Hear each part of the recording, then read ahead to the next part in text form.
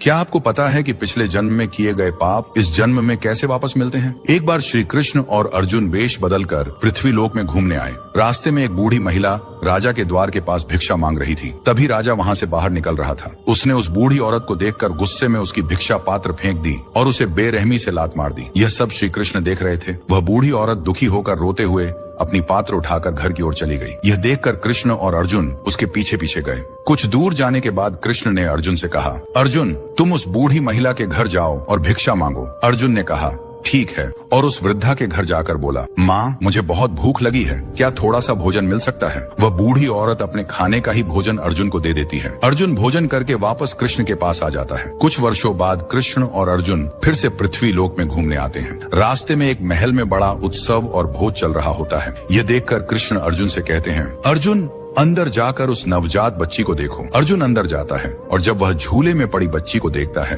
तो वह बच्ची उसे देखकर कहती है, क्या हुआ, ठीक हो ना? यह सुनकर अर्जुन हैरान रह जाता है और वापस कृष्ण के पास आ जाता है। वापसी में अर्जुन देखता है कि एक बीमार कुत्ता जमीन पर पड़े बचे हुए भोजन को खाने की कोशिश करता है, लेकिन दूसरे कुत्ते उसे भौंककर भगा देते हैं। अर्जुन यह सब देखकर कृष्ण से पूछता है, हे कृष्ण ये सब क्या हो रहा है? तब श्री कृष्ण कहते हैं, अर्जुन वह छोटी बच्ची वही भिखारिन है जिसने पिछले जन्म में तुम्हारी भूख मिटाई थी, और वह बीमार कुत्ता वही राजा है जिसने उस बूढ़ी औरत को लात मारी थी। ये सब उनके पिछले जन्म के कर्मों का फल है। दोस्तों, जय श्री कृष्ण कमेंट में जरूर लिखें।